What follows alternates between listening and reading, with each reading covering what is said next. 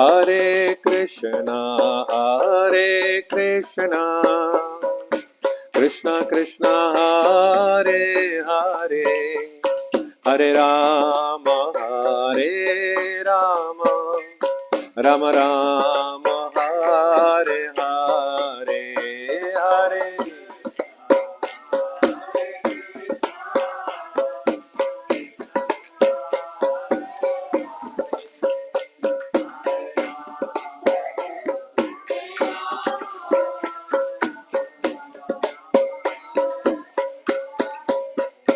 Hare Krishna,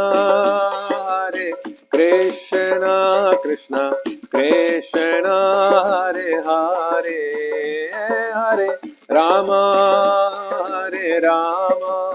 Rama Rama, Hare Hare, Hare.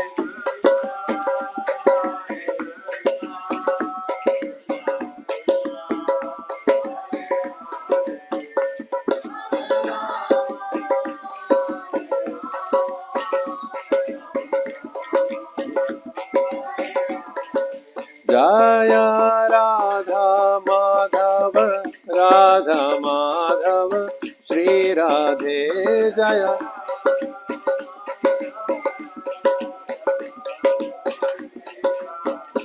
Jaya Radha Govinda Madhav, Shri Radhe.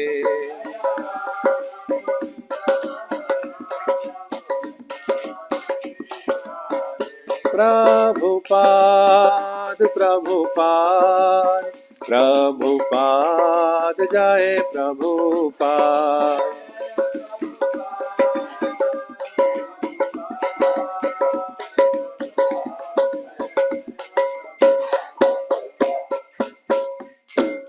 Srila Prabhupada ki jai. Jai Vishnupada Paramahansa Parivrajacacharya Stotra Sata Shri Srimadhavai Charanarvinda Bhakti Viranta Swami Srila Prabhupada ki Samaveta Bhakta Vrinda ki Grantaraj Srimad Bhagavatam ki Jai Nitai Gauru Premanande. All glories to the assembled devotees, all glories to Shri Guru Shri Gauranga, all glories to Srila Prabhupada. Om Jnana Timirandhasya Jnananjana Shalakaya Chakshurunmilitam Yena Tasmai Shri Gurave Namaha. Tapta Kanchana Gaurangi Radhe Vrindavaneshwari Vrishabhanu Sute Devi Pranamami Hari Priye.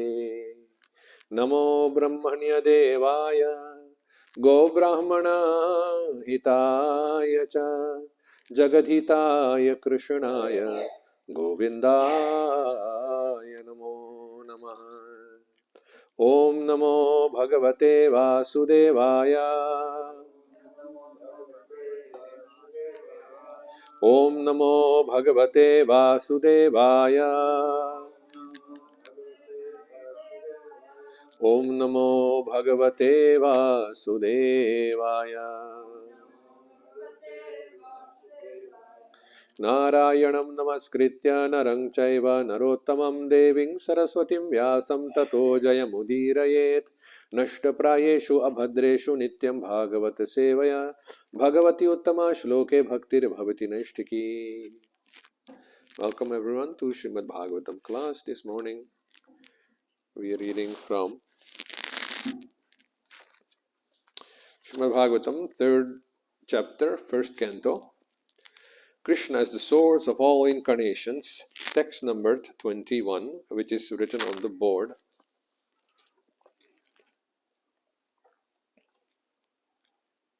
Tataha saptadashe jataha. Tataha saptadashe jataha. Satyavatyam parasharat. Satyavatyam parasharat. Chakre veda taro shakha. चक्रे वेदतरो शाखा दृष्ट्वा पुंसोऽल्पमेधसः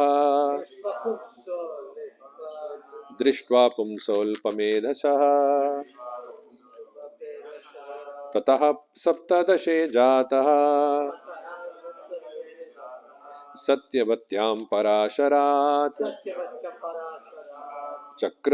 चक्रे वेदतरो शाखा दृष्ट्वा पुंसोऽल्पमेधसः ततः सप्तदशे जातः सत्यवत्यां पराशरात् चक्रे वेदतरो शाखा दृष्ट्वा पुंसोऽल्पमेधसः. Please chant. ततः सप्तदशे जातः सत्यवत्यां पराशरात् चक्रे वेदतरो शाखा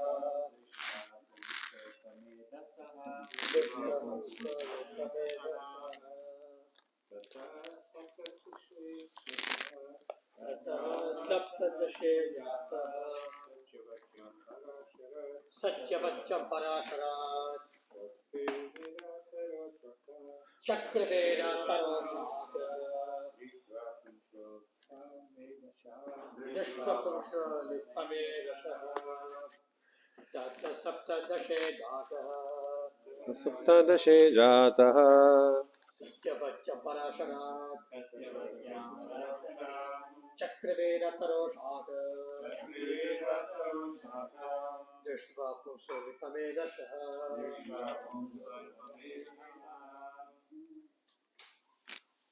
Mothers,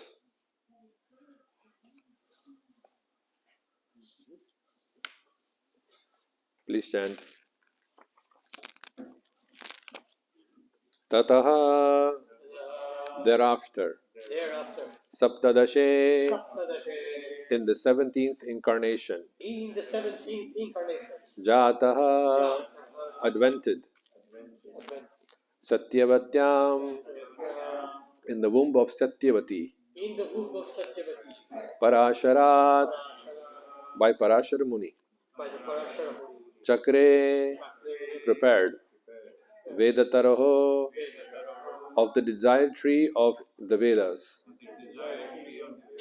Shakha, branches, Drishtva, be seeing, Punsaha, the people in general, Alpamedhasaha, less intelligent.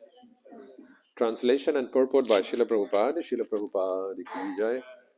Thereafter, in the 17th incarnation of Godhead, Sri Vyasadeva appeared in the womb of Satyavati through Parashara Muni, and he divided the one Veda into several branches and sub-branches, seeing that the people in general were less intelligent. Purport. Originally, the Veda is one, but Srila Vyasadeva divided the original Veda into four, namely Sama, Yajur, Rig, Atharva, and then again they were explained in different branches like the Puranas and the Mahabharata. Vedic language and the subject matter are very difficult for ordinary men. They are understood by the highly intelligent and self-realized Brahmins. But the present age of Kali is full of ignorant men.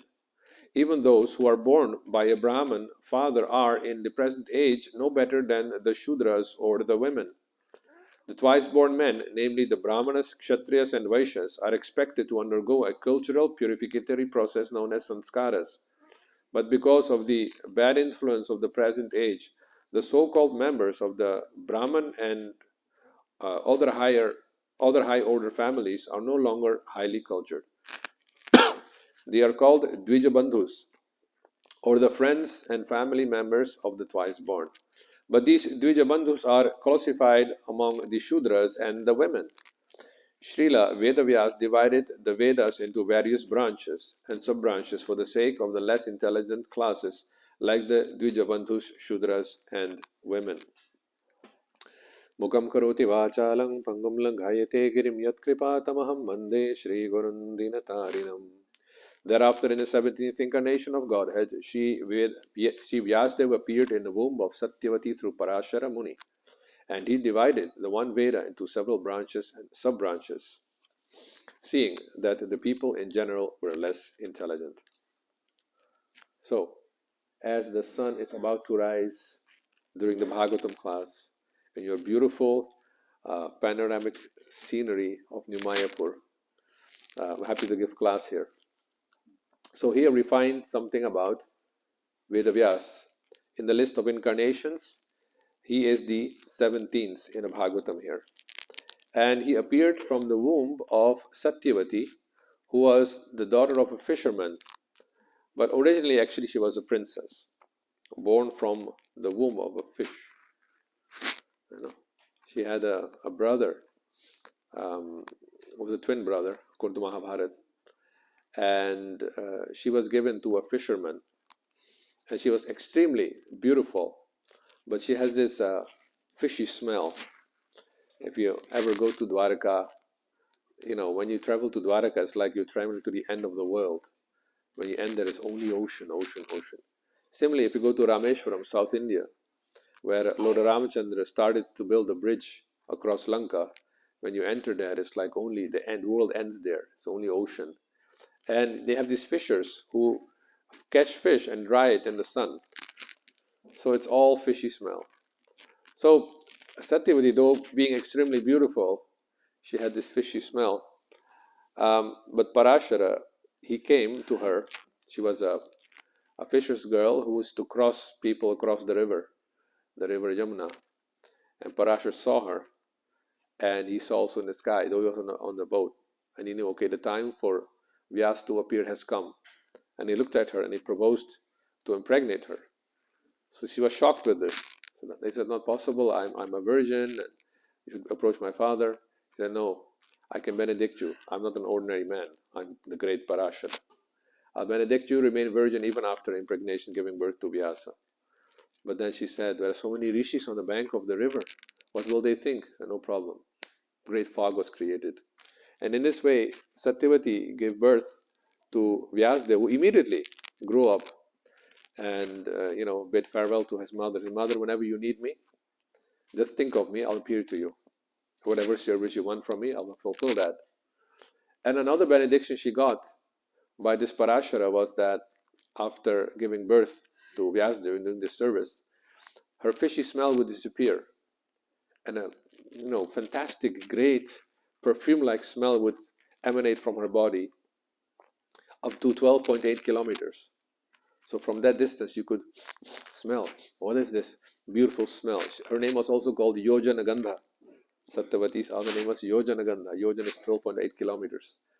So can you imagine? A great benediction. Beautiful and fragrant smell. So fragrant that the king of Hastinapur, when he was traveling on the bank of the Yamuna, what is this smell coming from? Maharaj Shantanu. So he fell in love with her. And anyway, the whole story goes, Bhishma. I'm not going to go into that detail. We have to talk about Vyasa here. So another interesting thing is that the chronological order of the yugas actually is Satya, Dwapara, Treta, and then Kali. Dwa means two, and Tre means three. So what happens in the 28th yuga cycle of the Vaivashvata Manvantara, in one Manvantara, how many yuga cycles are there? Anybody knows? See if you read the books. What do you do in the evening after your service is finished? Go on the net or read the books? You know? You should read the books of Prabhupada. It's very important. It will keep your mind fresh, sharp, and you will remain fixed in the philosophy. And I have seen in my spiritual life, in my 30 years of Krishna consciousness, those who read the books the most, they stay longest in Krishna consciousness. Gopi Paranadhan Prabhu, the Sanskrit teacher in Govardhan, used to say, if you don't read Prabhupada's books, you'll fall down. He used to say like that. So it's very important that we remain fixed in the philosophy. In one day of Brahma, there are 1,000 cycles of 4 yugas called the Chatur Yuga. It's one cycle of Satya, Treta, Dwapar, Kali, the general. Now, there are 14 Manvantaras in the day of Brahma. You divide it by 14, you get 71. One Manvantara contains out of 71 Chatur Yugas. So you count the 28th Chatur Yuga, something special happens. The order of the yugas is not anymore Satya, Treta, Dwapara, Kali, but Satya, Dwapara, Treta, Kali. Now, those who like Ramachandra, they always argue, who's higher, who's more complete, Krishna or Ram? Oh, Ram came before in Treta, and then Krishna came, so he must be the senior. But the general order is Satya, Dwapara, Krishna comes first. So something interesting happens when the yugas change. Then at the end of the Dwapara Yuga, Vyasdev appears, and also Lord Krishna appeared. So now, Srila Veda Vyas, he was sitting in Samya Pras in Badrikashram. Badrikashram is a nice spiritual environment on the foothills of the Himalayas. And he was sitting there, and he was meditating. And with his, it says there, Divya Chakshusha, with his divine vision, he saw the future of Kali Yuga. And what did he see? He saw Prayena alpayusha sabhya kalau asmin yuge janaha manda sumanda matayo manda bhagya yupadrutaha. This is spoken not by Vedavyas, but by Sutta Goswami, I guess. Yes, Shukadev has not appeared yet. He comes in the second canto.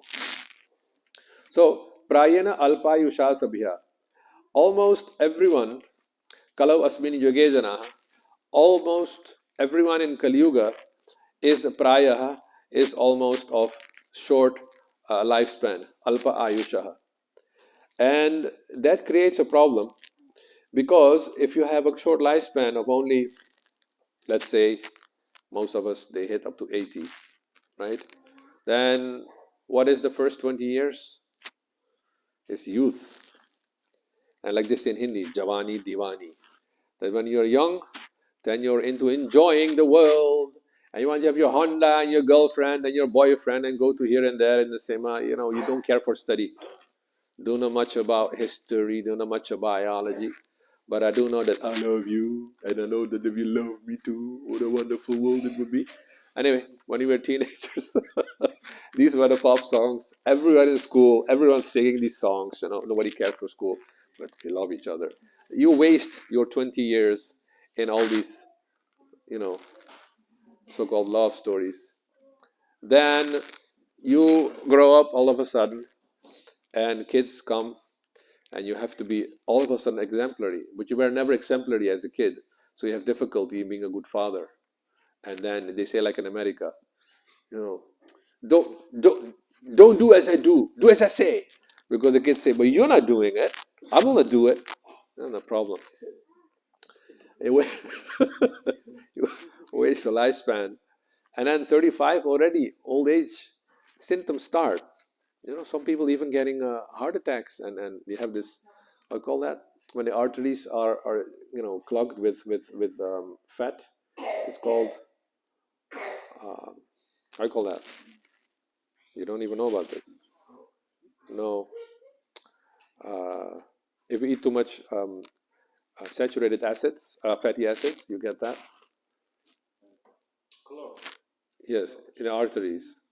It has a name. Basically, I can't even get the word. These are all Latin and Greek words. Why do we have to learn all that? To sound very educated. Not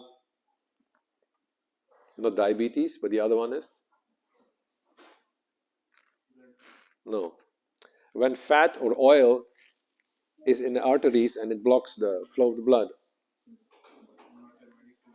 Yeah. Shri Govinda Madhava ki jai, Krishna Balaram ki jai, Gaunita ki jai.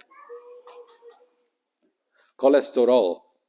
That's what it's called. Cholesterol. I think it's also in French the same. So cholesterol means if you eat too much ghee and not unsaturated fats, it sediments on the inner part of your blood veins, and when it turns almost clogged, you get problems in your body. It even happens at the age of 35. So that's human life in Kali Yuga.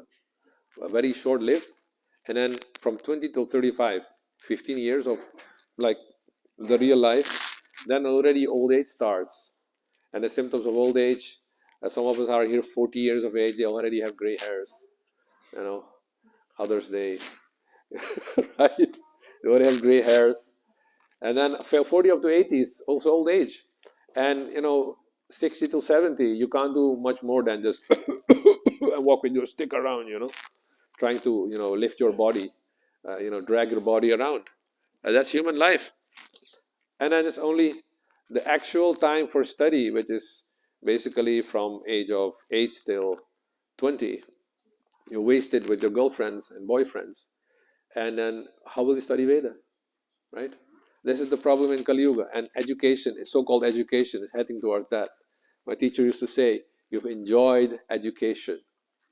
Enjoyed education. Do you see that part? But then if you do like scientific education in Holland, like pre-university education, there's a lot of pressure, study pressure. And everyone said, enjoyed? You have 10 subjects, and every teacher thinks that his subject is the only subject, and they give 10 kgs of homework every day. It's a complaint like that.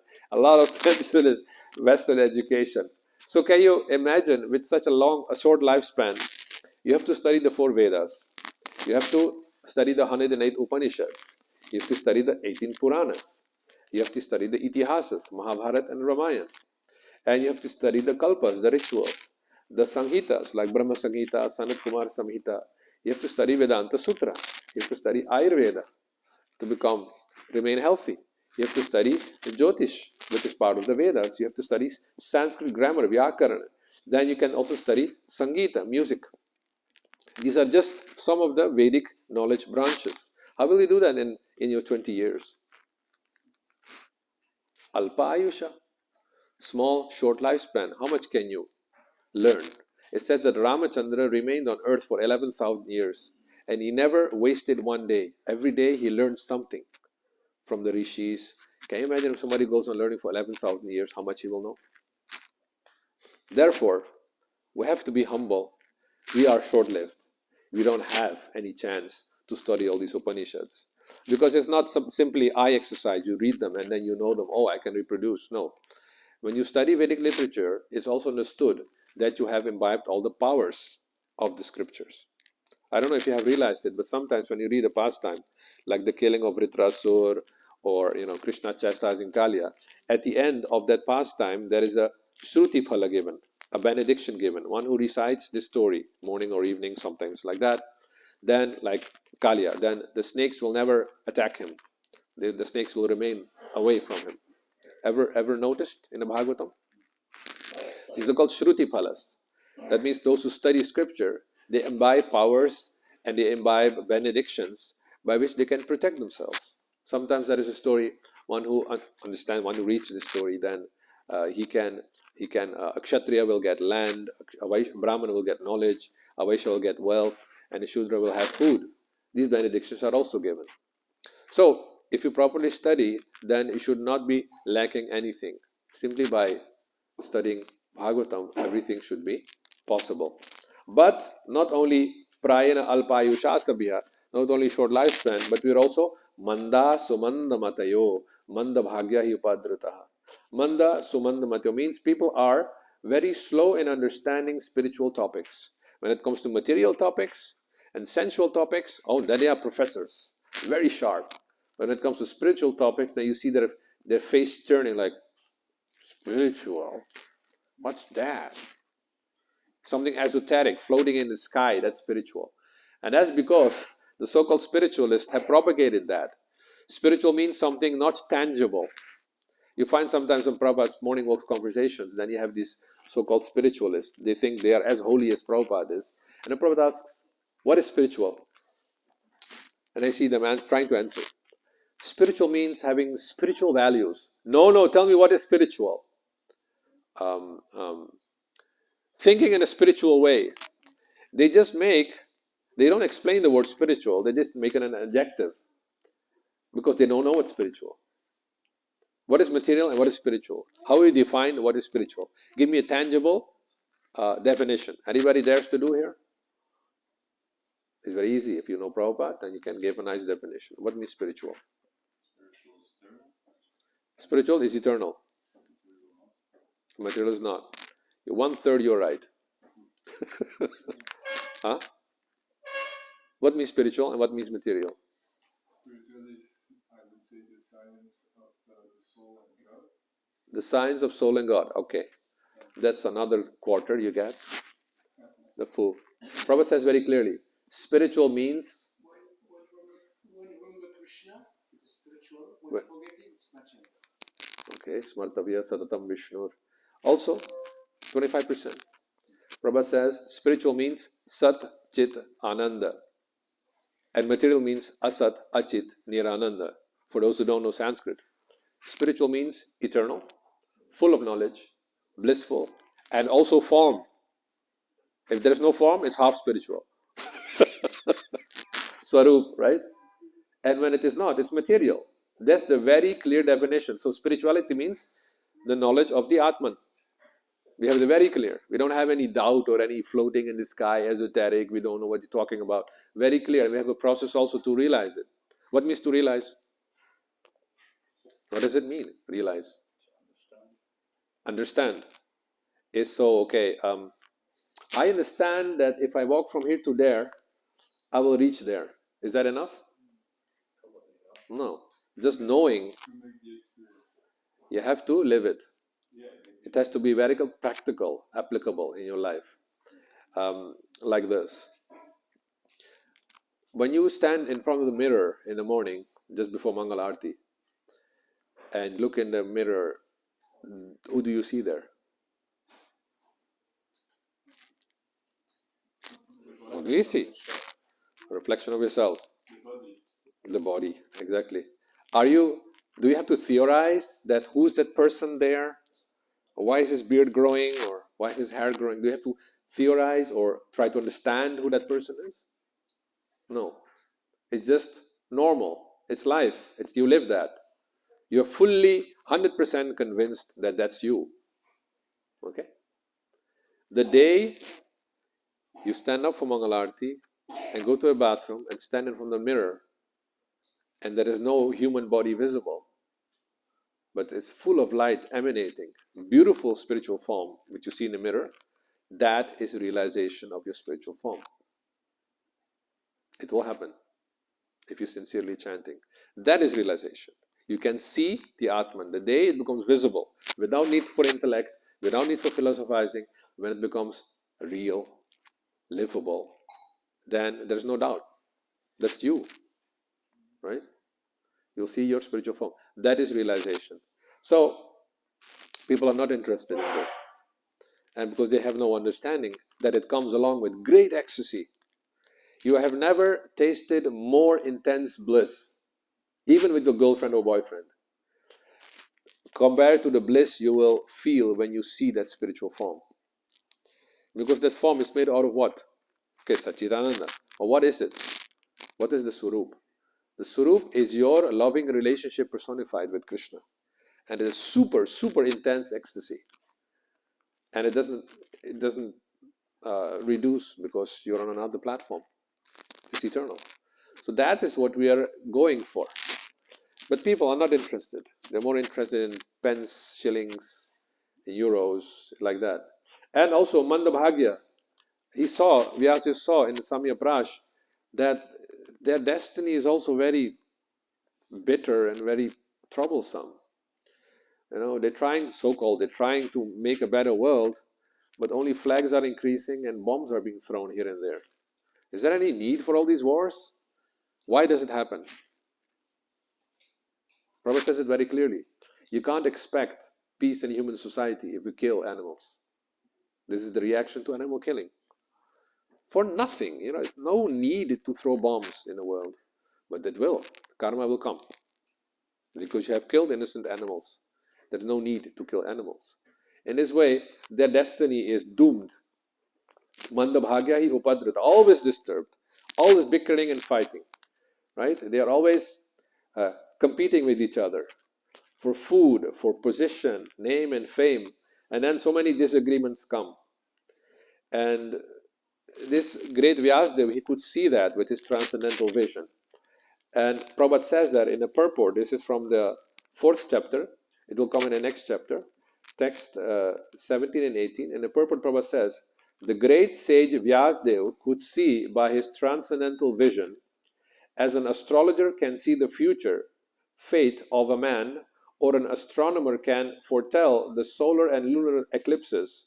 Those liberated souls who can see through the scriptures can foretell the future of all mankind.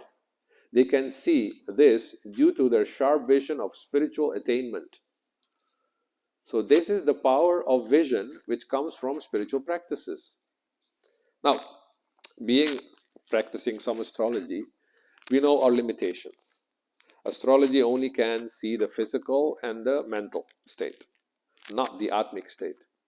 But if you're a yogic power, you can also see the atmic state, like that. So therefore, I've seen also when I was traveling in India, those who are really astrologers, they always bow down to yogis because they are superior in power, like that. So how does this sharp vision of spiritual attainment, Prabhupada's words, sharp vision of spiritual attainment, how does it work? It says there what he saw, text number 18 of the 4th chapter of this canto.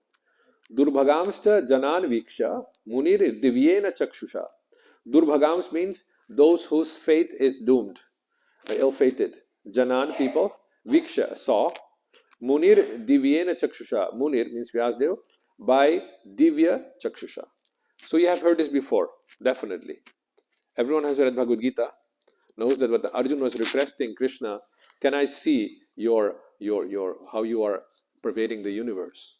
Means your universal form. He said, yes, I can show you, but not with his eyes. Divya chakshu dadamiti, I give you divine eyes. So here also this word is used.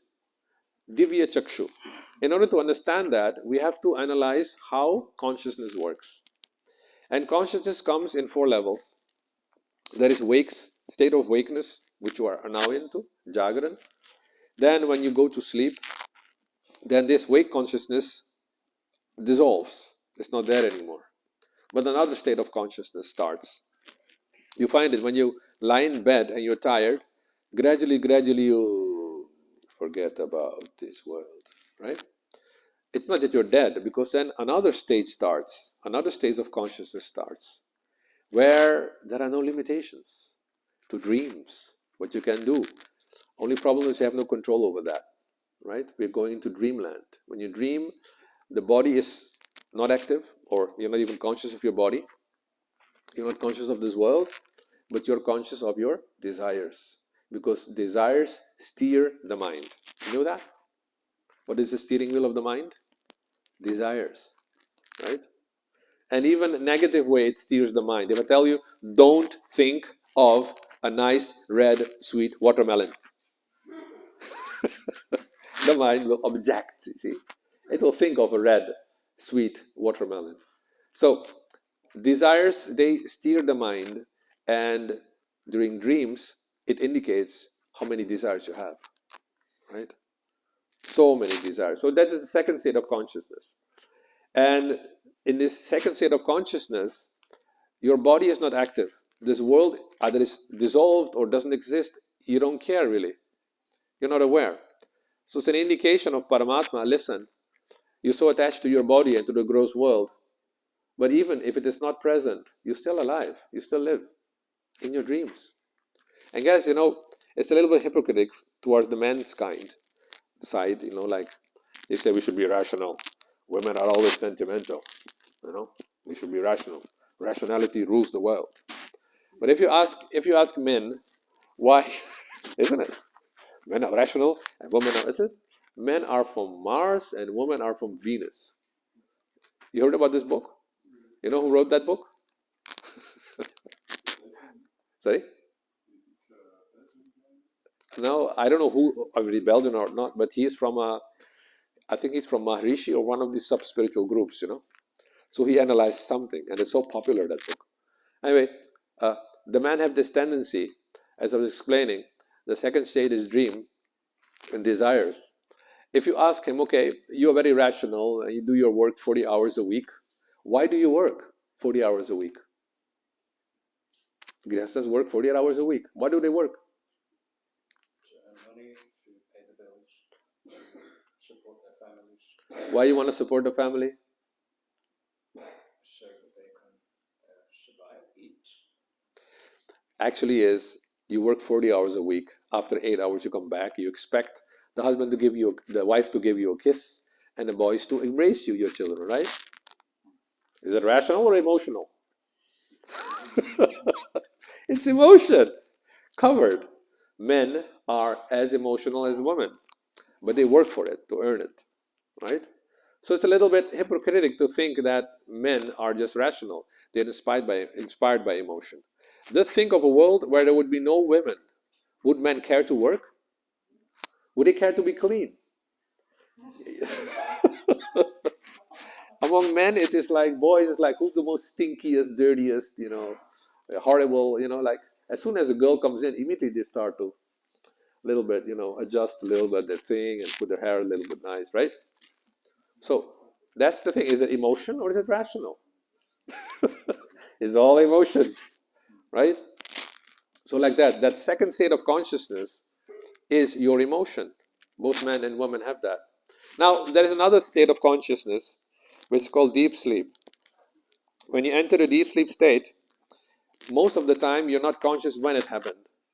But there are some people I met when I was giving this class that said, at one point I was in a state of consciousness, I was observing my dreams.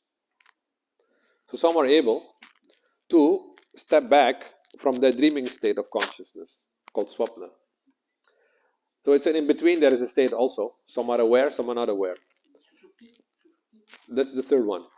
There is an in-between state where you can observe your dreams while you're sleeping, right? So then there is the third one, as you mentioned, sushupti, deep sleep. In deep sleep also, the mind dissolves. The mind is not anymore active. There's no dreams, there's no thoughts. But are you dead? You're not dead. So Krishna is telling that even in deep sleep, though the body and the mind are not there, you still exist. That means you cannot be the body or the mind, isn't it? Otherwise you'd be dead. Mind finished, you finished. No, mind is finished, but you're not finished. Hey, what remains if there is no body and mind? What remains? Atma, yes, very good. Every night you get a chance to experience the Atma. You know what the Vedanta Sutra says? That the Jivatma goes in deep sleep to the lap of Mahavishnu. And he's recharging him. Just like you recharge your mobiles, he's recharging him. You're being recharged on the lap of Mahavishnu. You can check the Vedanta Sutra about this. And also Baladevi Devotion is commenting on that. And the bliss you experience from deep sleep is not so much, you cannot be aware of that because there is nothing to be, no instrument to be aware, because in deep sleep there is no mind. So you can't analyze that bliss. Only when you become awake, then you feel, I had a nice deep sleep, I didn't have any dreams. I was blissfully dreaming and I was being recharged, right? In the morning you have this feeling. So you remember that there was something, but you couldn't express this because the mind was not active. Interesting. So in this way, what are the symptoms of a person in deep sleep? Very calm, peaceful, no tension. Sweating. Sorry? Sweating. Sweating? Sometimes you have that when you wake up in the morning, you feel sweating. I think that you should put some fan on or something, It has nothing to do with deep sleep. Deep sleep is characterized by extreme serenity, calm, peaceful. And in the Yoga Sutras of Patanjali, Patanjali mentions Yoga Chitta Nivritti, what is Yoga? Chitta Nirti Nirodha. Nirodha means to absolve, dissolve completely. Why is it? Because yoga tries to awaken in deep sleep. You have to go to that level of state of consciousness in which there is no body and mind awareness and become awakened there. It's very interesting. I make it very practicable here. I know many devotees are like, I never heard this before. But if you properly practice chanting, therefore you have to be in a peaceful state of mind. If you can sit, you sit. If you haven't slept well, you fall asleep, then stand up and chant. The main thing is in yoga is the backbone has to be straight, the energy center. That's the Sushumna Nadi. Just like a few days ago, it was so clear, the night sky, you could see all the Milky Way. That's the backbone of the universe, right? Unless that is straight, you cannot have power of absorbing the knowledge, power of absorbing mantric power. It will not happen. But it's meant for that purpose. Back should be straight. And you should come to that level of deep sleep. Actually, as a matter of fact, that state of consciousness has already been mentioned in the Gita by a question by Arjun.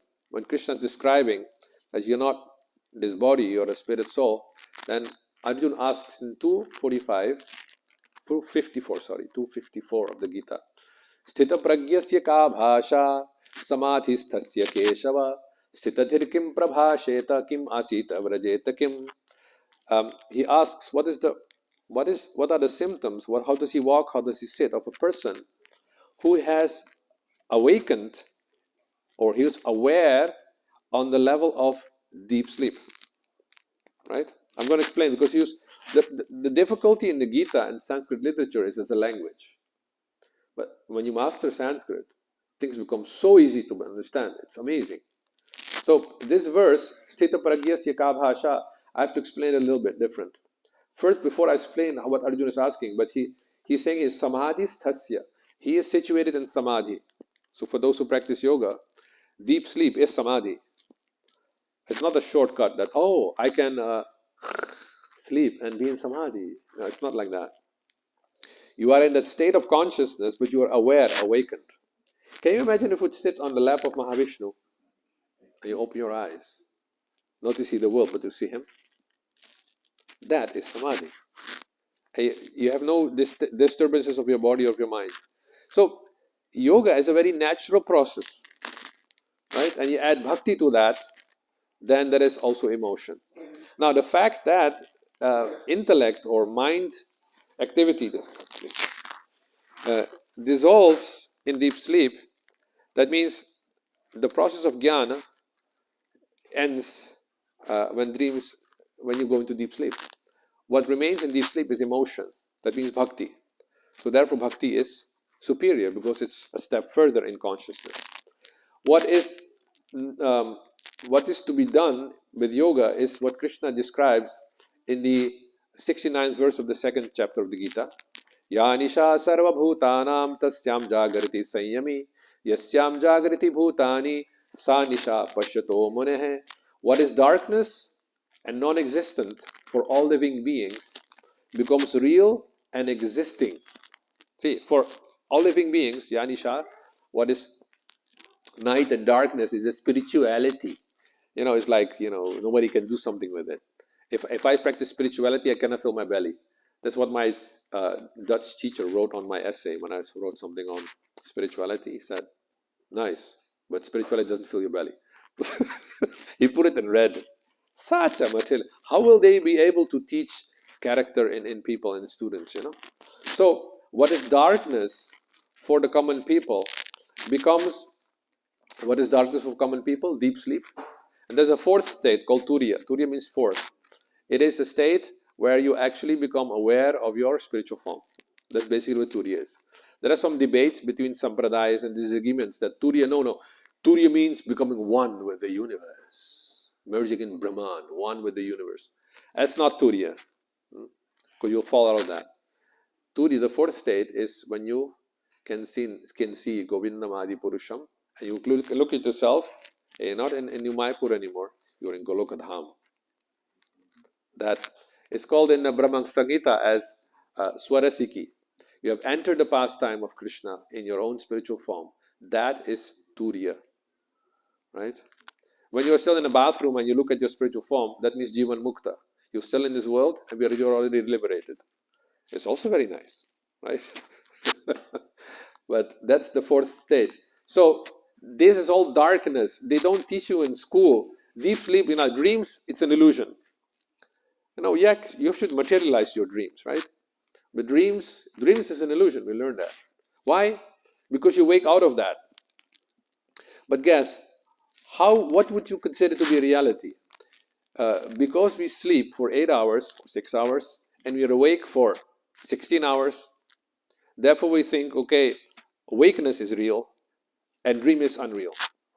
But there are some animals who sleep for 16 hours and are awake for 8 hours or even less, 4 hours and more sleeping. What would be considered reality then? The sleeping state or the wake state? It's relative what is real and what is not real, you see. So a materialist thinks because you can't do anything with dreams, it's all hallucination, and deep sleep is darkness, and Turiya doesn't exist, right? It's all darkness. Now, Yanisha Sarvabhutanam Tasyam Jagrati Sanyami. For those who are self-controlled, for them it is not illusion and darkness. Yasyam Jagrati Bhutani, and that state what they consider to be awakeness, this world, seeing this world and seeing materialistic people and paying tax the whole day, that is considered for them reality, but that's considered to be an illusion, or not an illusion actually. Sanisha Pashatomane, the Muni sees that as night. So what happens here, if you practice Bhakti Yoga properly, your consciousness should be turning around 180 degrees, right? What is day for the materialist is night for you, and what is night for them is day for you. It doesn't mean that the sun is rising and the sun is setting. No, the state of consciousness turns 180 degrees. So how to explain that further? As I explained, 4 levels of consciousness: wake, dream, deep sleep, and a 4th state.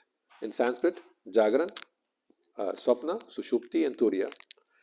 When the consciousness turns around, because now you're looking at these states from this angle, from Jagran, and you think, oh, these are more esoteric, you have no control over them, therefore they're more illusory, right?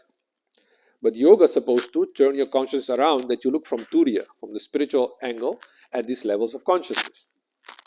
Your original state of consciousness was like that when you entered this world.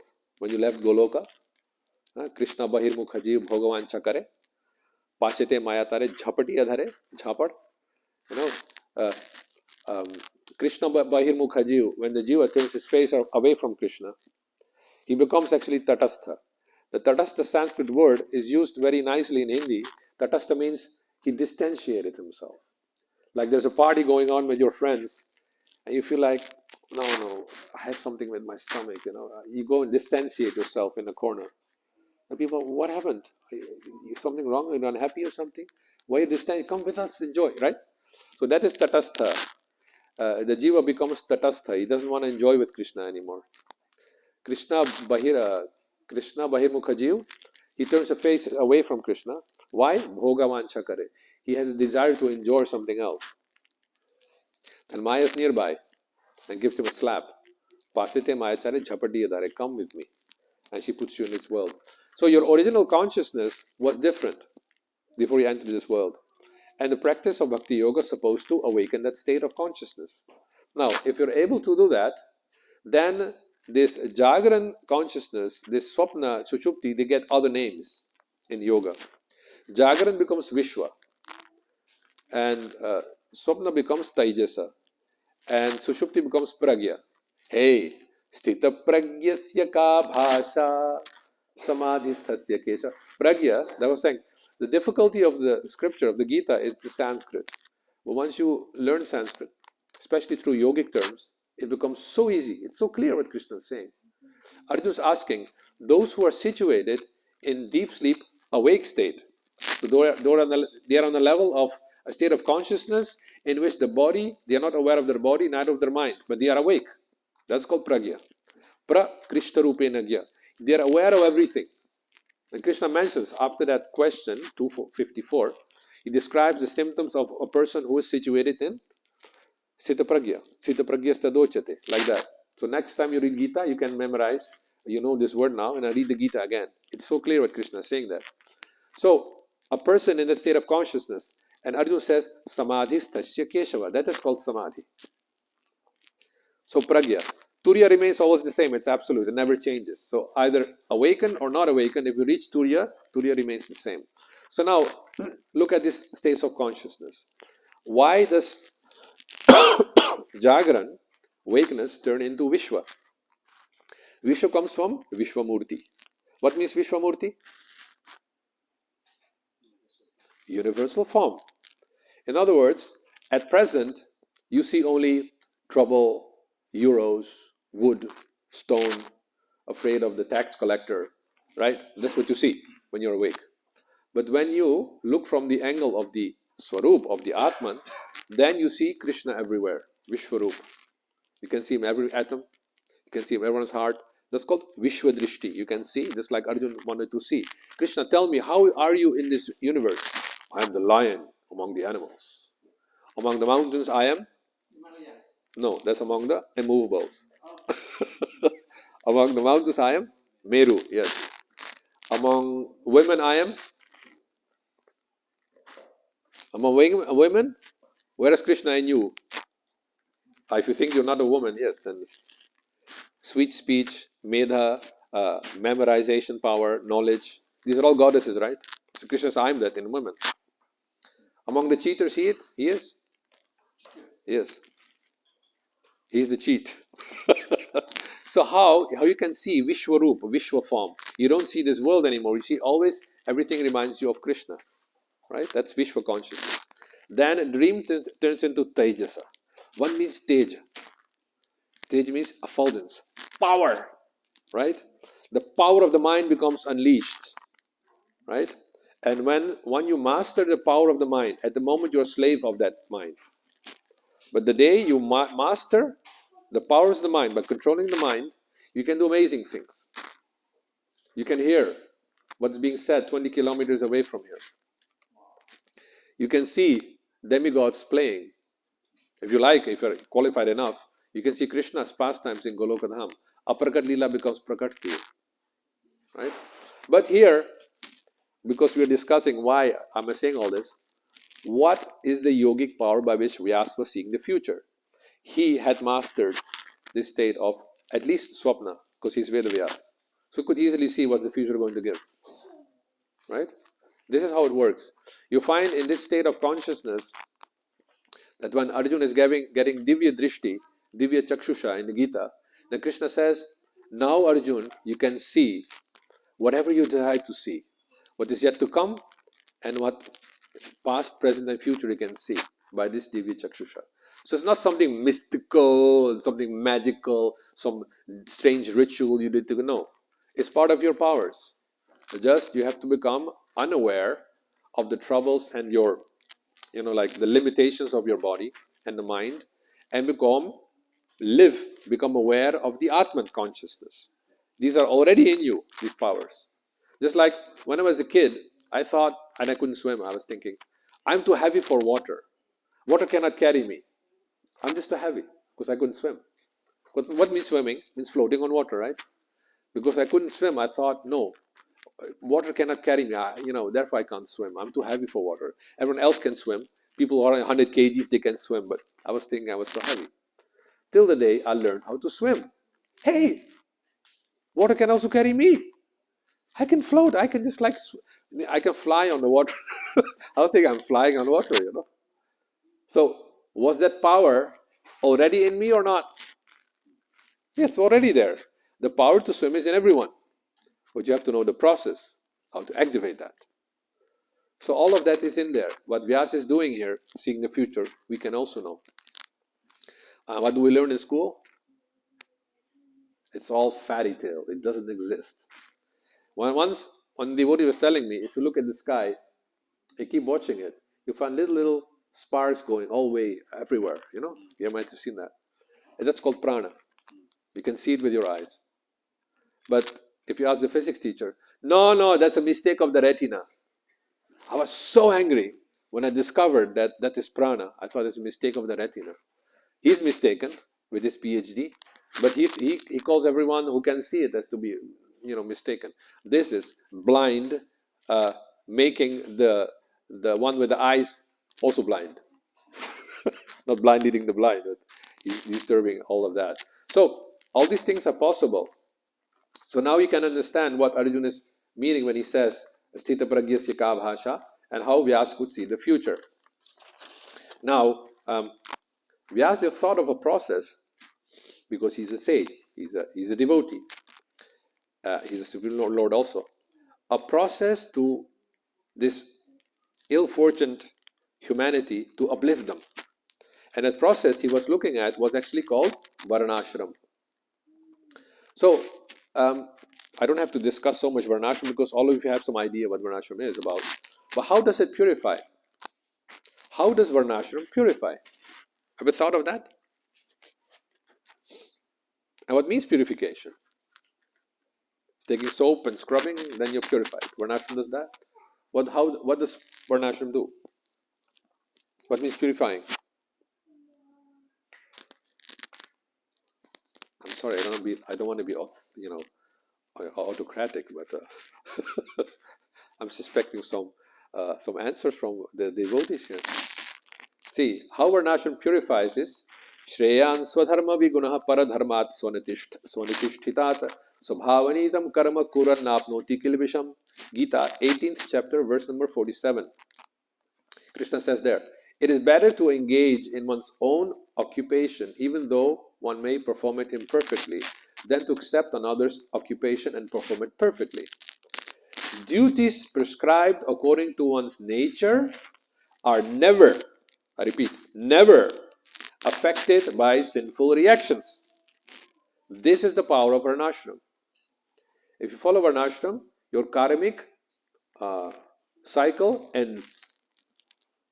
Whatever you do, if you follow Varnashram properly, no karma will come anymore to you. And gradually the karma which you had is burnt up. What happens if your karma is finished?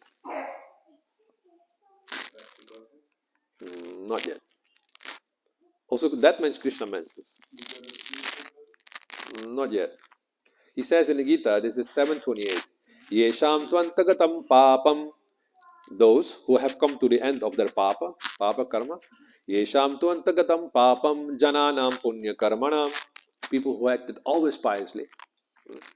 Te dvandva moha nirmukta bhajante mam dridhavrataha.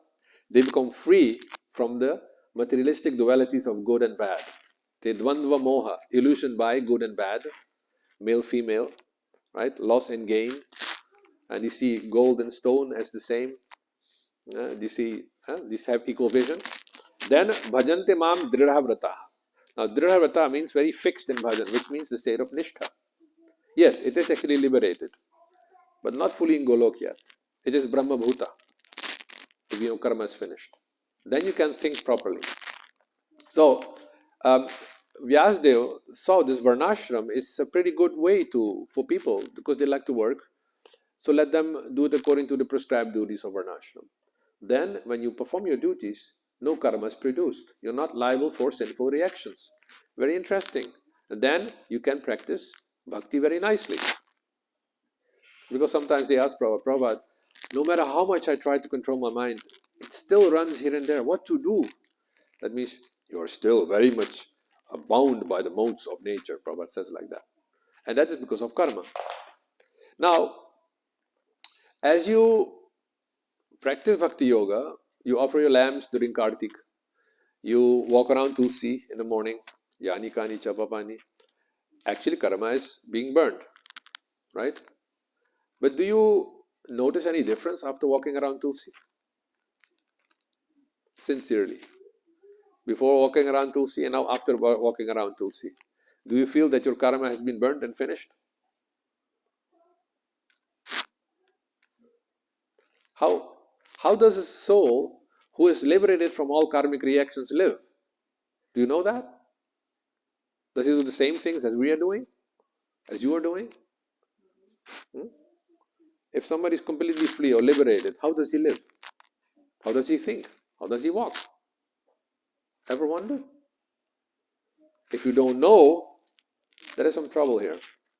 Because after karma is finished, something remains. The subtle karma in the form of habits. Habits are there, some remnants of karma, but it's not karma. Now, if you give way to your habits, what happens?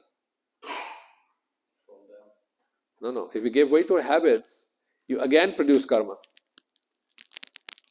You don't have a desire, but it's habit.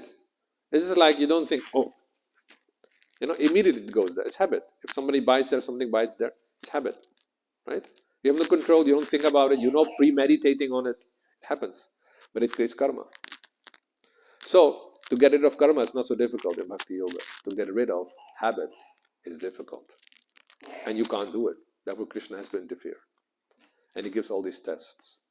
So that means coming to the mode of goodness. Where are the habits? In Jagran or in Swapna? Not in Sushupti, definitely. No habits are there. These are in Swapna, subtle body. So subtle body purification is very important. And Varnashrama works on that. By gradually acting according to the duties, you get purified. But still then, though he says, Yagya dana tapah karma natyajam karmi evatat, Yagyo danam tapascheva pavanani manishinam. Krishna says, never give up Yagya, dana and karma. Oh, I've over time already. Okay, I'll end up. I'll wind up in 2 or 3 minutes. Yagya, sacrifice, dana, donation giving, tapasya, austerity, and karma should never be given. They purify even the great souls. Right? So now, after having written the Mahabharata, which is a very, very detailed description of how life looks like when you follow Varnashram, he was still unsatisfied, Vyasa. The great Vyasa was dissatisfied. Why? Because, being liberated means you're on the level of Sushupti. The 4th level was still not described by Vedavyas. And he thought about that. Kimva bhagavata dharma na prayena nirupitaha priyaha paramahansanam ta evahi achuta priyaha. Maybe, he was thinking, I have failed to describe Bhagavata Dharma. Bhagavata Dharma is that process, Bhakti Yoga, which we have Bhagavata Dharma, which makes you aware of the 4th level of consciousness, beyond the causal ocean, because Mahavishnu is in the causal ocean, right? And the causal ocean is where? In the Viraja river, the border between matter and spiritual world. When you want to go to Golok, you have to take a bath in that river. And what happens when you take bath in the Viraja river?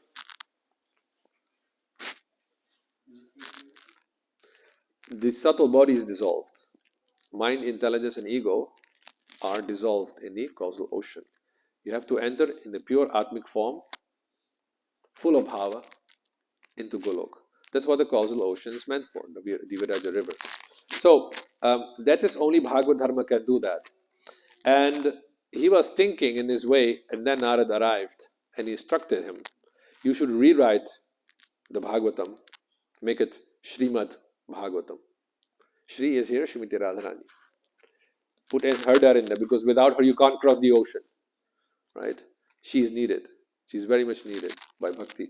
So then, Bhakti Yogena Manasi Samyak Pranite Male Apashyat Purusham Purnam Mayam Chatad Apasrayam. This is 1st Canto, 7th chapter, verse number 4. On basis of this verse, the whole Bhagavatam was written. He went into a deep state of trance, Vyasdev. Samyak, completely, Pranhite Male, completely free from the influence of the body and the mind. Then when he saw, with pure, perfect vision, Apashyat Purusham Purnam, he saw the complete person, means Krishna.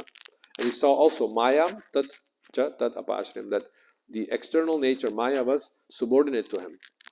And based on that deepest level of consciousness, he wrote Srimad Bhagavatam, which is Bhagavata Dharma. So, and here, any questions?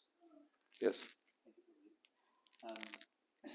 So, we have the Srimad Bhagavatam now, Prabhupada has translated, and we knew that originally Vyasa did compile the Bhagavatam around 5,000 years ago.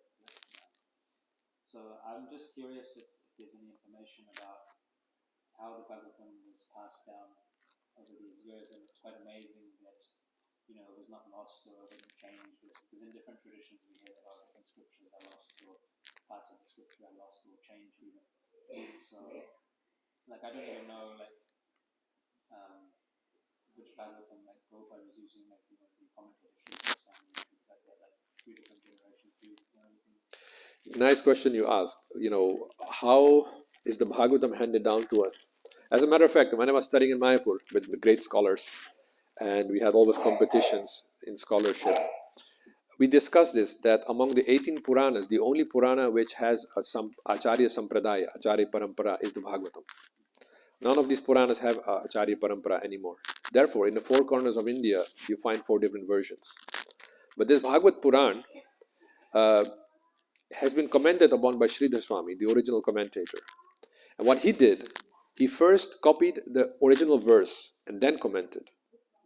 So everyone, even the Shankarites, all Vaishnava Sampradayas, except Sridhar Swami as the authority, because he took the original Sanskrit first, he wrote it, and then he wrote the commentaries. Sridhar Swami is the great Acharya of the Vallabha Sampradaya, actually. And that would be probably like 1,000 years ago or something like that, 1,200, 1,500, I think something like that. I have to actually research that. Now, the Bhagavad itself also describes different sampradayas, at least 5 of them. One of them is obvious, that Krishna, he appears to Brahma who's doing austerities. In the second canto you find that. And he describes the original Bhagavatam in 4 verses. And these 4 verses are still there. They expand into 18,000. Like that. So this is one sampradaya, the Brahma sampradaya. And Brahma gave it to Narada. That, as we're reading, Narad gave to Vyas. This section is dealing with that. How Narad comes after hearing the 4 verses of the Bhagavatam. He didn't need 18,000. Only 4 was enough. He understood everything. We, after 18,000, we still don't understand. That's your Manda, Sumanda Matra. So that's one line, Brahma's line. You'll find another one very interesting, is that the 4 Kumaras, they go to Brahma asking, my dear father, we always see that the sense objects and the senses, they run after each other. How is it possible to break this relationship? Brahma was bewildered. I couldn't answer that question. So then an avatar comes, because Krishna doesn't like his servant to be thumb-strucken. So he appears as Hansa avatar. And he instructs the Kumaras, it's not possible to break that relationship. The only thing you can do is try to see me in everything. Hansa. The Hansa Sampradaya or Hansa Avatar is the Kumara Sampradaya, through which Bhagavatam is handed down. And the Sampradaya still exists as Nimbarka Sampradaya. Then there is another one. So Brahma we have here. You asked such a question. It's right there, but it's just now I cannot grab it. I have it in my notes. But anyway, it is obviously very clearly done. Madhvacharya, who also comments on Bhagavatam, he was powerful enough because he's Vayu. He actually went during his lifetime to Badrikashram and he had a conversation with Vyas there. That's why in our line we find Vyas and then Madhva. It's not that, oh, there's so many years between Madhva, Vyas appeared in Dwapara and Madhva came in Kali Yuga. How is this possible? It's possible because he's incarnation of Vayu. He actually went to Badrikashram and he presented his commentary and Vyas said it's good. So that's another way Bhagavatam was handed down. Do I remember some other parampara here? The Shris don't have this because their book is not Bhagavatam. That far I can answer.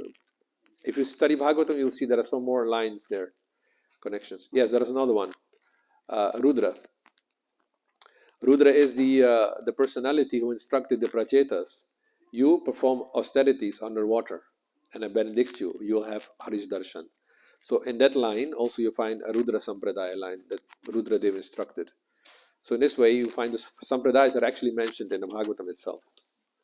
Like that, they come down. And yes, the Bhagavad Purana is the only one which has maintained its parampara, and therefore it is like that. And if you strictly follow it, the perfection is there. Right? Actually, having said that, I have also discussed some things with Karmakanda priests. That do you have Acharya Parampara, you have a Sampradaya? That yes, we have. Or Acharya is Madhva. Madhva? How is that? Yes, the same Tattvavadi as you have. Because we do Karmakanda and Tattvavadis, they preach Karma Yoga. And it is true that the Tattvavadis in Udupi are that's what I heard, most expert at Yagyas. So, as the priest I asked, he was telling me, listen, the 4 principles which you have, no illicit sex, gambling, methane, intoxication, we also have that in Karmakanda. But I don't preach it. You know why? If I would preach that, then the little they are doing, these Hindus, even that will give up. So you don't say. You're doing fine. So they are more or less, like what we're doing, they know this is the truth. But general people are not ready for that, so they adjust a little bit and do some rituals and things like that. But it's not that they are completely unaware of that. Does it answer your question? Any other question? Yes. About what you're talking about when we are we were on Bhakti, after we turn the consciousness and deep sleep, it's alive, the change, but it means when we dream, after we are more in active way, like in active life. What happens when you become self-realized? Dreams, as I have seen, dreams from actually also very advanced yogis in India, dreams are not anymore like you're going into a mental cinema. It's not anymore like that. It becomes a tool, a physical tool for you to travel. In Swapna, you can go and meet Brahma directly. You can converse with him in your subtle body. You can go to Nagalok and converse with Vasuki or Anantasesh. It is a tool which you still have not mastered, just like floating on water, swimming. Once you master it, it's not anymore like, what is this? No, once you know swimming, as soon as you jump in water, it's not like floating in one. Actually, you start swimming automatically, isn't it? So similarly, when you master the mind, master the level of dream, you don't jump into water anymore. No, you control, you can go, you can travel. And like nowadays there is new age, people who speculate, they like to experiment with this. Somehow they have read all these kind of things. They don't want to follow the bona fide process, but they want to speculate and try something. And they get something out of it. Extra body travel and this and that. These are all yogic siddhis. But you have to be qualified and have to have a spiritual master. But they're too puffed up to have a spiritual master. They are their own guru. This is what they do. It's already happening. So that's how it becomes stages, the power of the mind. Scientists are actually working on experimenting with the mind, and there are tremendous, amazing things the mind can do. And we are not even aware of it yet, right? Like one of the things they do is like they put their son, okay, you go into the room, close the door. I'm going to project some thoughts to you, see if you can catch it. Right? Very simple experiments. You can think through walls. Yes, it's possible, right? So these kind of things they are experimenting on. So can we do something with it? Because it's given. The rishis already analyzed it. If there is Jagaran, Swapna, Sushupti, Turiya, what does it tell me? They analyze life in a very nice way. And the perfect one is Vyasdev. Anything else? Yes. You said that when there is no mind, no body, no subtle body anymore, there is the Atma, and then you said, but we'll have like emotions. And this is something very not. I know in the spiritual world there is emotions, but for me, emotion looks like something mental, which is a kind of tricky, especially in the mental world. So I have no idea to understand what can be spiritual emotion without being British. Okay. I'll give you only a hint and an indication. Difference between spiritual emotion and material emotion. If the object of your emotion is spiritual, the emotion is rooted in spirit. It might be partially material also. Just like Kubja, when she saw Krishna, the object is completely spiritual. But he had some material desires to enjoy that. That was her part, the material part. So if the subject of your emotion is spiritual, then there is some spirituality in there, right? This much I can say in your state of consciousness. But when there is no mental and physical blockage anymore, pure spirit, then it is completely ecstatic, because it's eternal. There is no worry of it will ever end or something like that. It requires some time to get to that. And actually, many yogis have experienced that in all different processes, also in our line, but also I've seen in other processes like Kriya Yoga, they do that. Their Ishta, their worshipable deity, sometimes gives glimpses of ecstasy, and tears come in the eyes. Now, tears come when something happens, when you see something, but the eyes are closed. How tears come? They're in tremendous feeling. It's another reality you enter, right? Like that. This much I can say. Anybody likes to comment on this? Through experience? No? Does it answer your question? Yeah, yeah, it answers. Okay. Yeah, something else, but I forgot. Okay. I think we should go for prasad. We have to leave because we have to drive along. So ग्रंथराज Shrimad Bhagavatam की जय, शिल प्रभुपाद की जय, गौर प्रेमानंदे हरि हरि बोल, Jai Anupam Krishna Prabhu ki Prabhupada की जय.